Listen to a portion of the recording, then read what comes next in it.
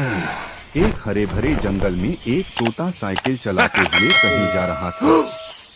उसकी पीठ पर एक छोटा सा बैग था। अचानक रास्ते में उछाल आने से बैग से एक पका हुआ आम गिर गया। पास ही बैठी एक नन्ही गिलहरी ने यह सब देख लिया। गिलहरी आम उठाकर जमीन में एक छोटा गड्ढा खोदती है, आम को उसमें दबा देती है और रोज उसे पानी देने लगती है। कुछ दिनों बाद वहां से एक नन्हा पौधा उग आता है। पौधे को देखकर गिलहरी खुश हो जाती है, थककर उसकी छांव में बैठती है और धीरे धीरे